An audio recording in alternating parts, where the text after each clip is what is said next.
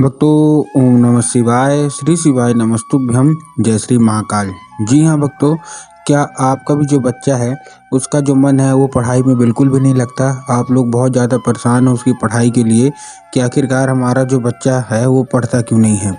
जब भी आप उसको पढ़ाने के लिए बैठाते हो तो इधर उधर के कामों में लग जाएगा, कहीं खेलने चला जाएगा, कहीं घूमने चला जाएगा, लेकिन पढ़ेगा बिल्कुल भी नहीं।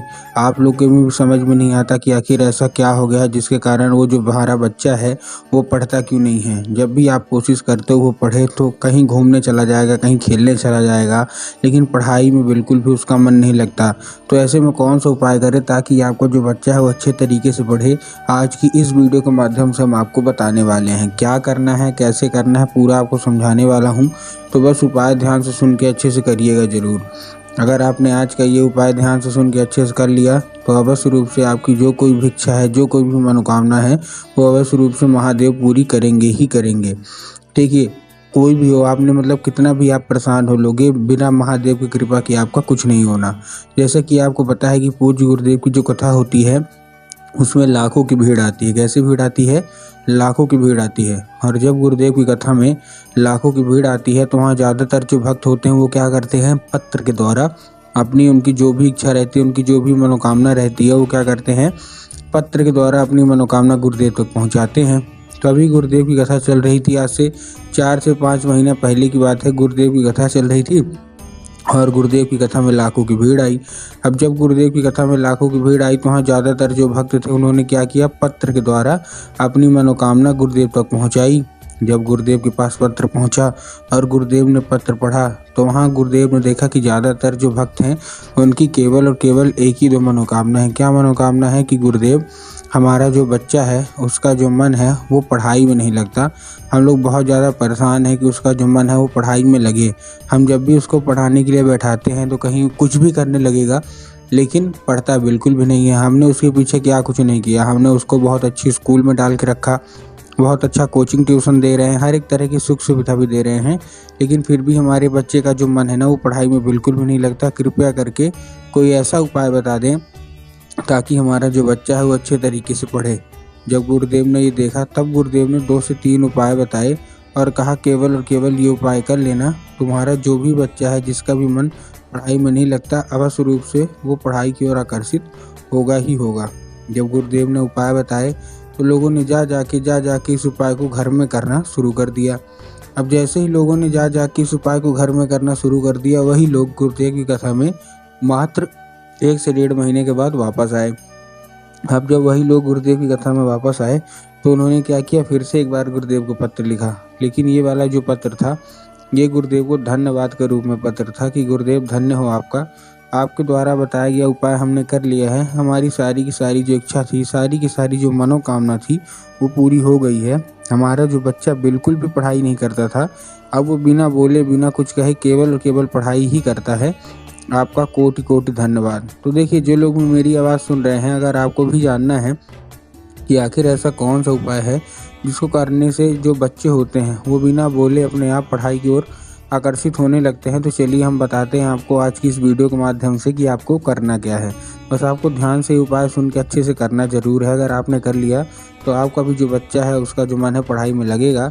लेकिन उससे पहले चैनल पर अगर पहली बार आए हैं और आवाज़ मेरी पहली बार सुन रहे हैं तो वीडियो कर दें लाइक और चैनल को भी कर लें सब्सक्राइब, ताकि पूजनीय पंडित प्रदीप जी मिश्रा के रोज़ नए नए उपाय जो कि मैं उनकी कथा से सुनता हूँ, श्रवण करता हूँ, सबसे पहले मैं आपको प्राप्त करा सकूँ। ठीक, तो देखिए, जो हमारा पहला उपाय है वो 3 काली तिल और 1 धतूरे का उपाय है।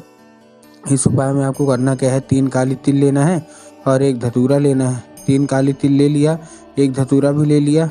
अब आपको करना क्या है, देखिए, सबसे पहले तो काली तिल और काली मिर्च में ना बहुत सारे लोग कन्फ्यूज़ भी होते हैं कि काली तिल क्या है, काली मिर्च, दोनों में से क्या लेना है। तब गुरुदेव ने बताया कि आपको काली तिल ही लेना है। ठीक, ले लिया काली तिल। उसके बाद आपको 1 धतूरा चाहिए। धतूरा लेने के बाद आपको कहाँ पहुँच जाना है, अपने बच्चे के हाथ में दे दीजिए और उसको भेज दीजिए सीधा सीधा शिव मंदिर।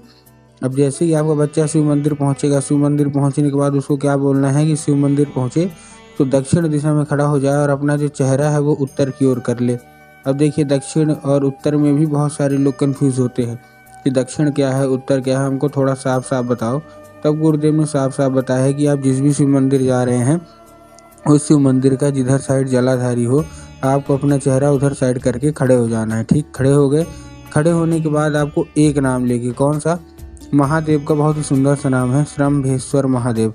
तो आपको करना क्या है, आपको श्रम्भेश्वर महादेव का नाम लेके उन्हीं का स्मरण करके आपको चुपचाप क्या कर देना है, आपको अर्पित कर देना है बस। पूज्य गुरुदेव कहते हैं कि अगर आपने केवल इतना ही कर लिया तो आपका जो बच्चा है वो पढ़ाई की ओर आकर्षित होगा ही होगा। ठीक, ये था हमारा कौन सा, ये था हमारा पहला उपाय। अब हम चलते हैं अपने दूसरे उपाय की ओर। अब देखिए, जो हमारा दूसरा उपाय है उसमें आपको करना क्या है।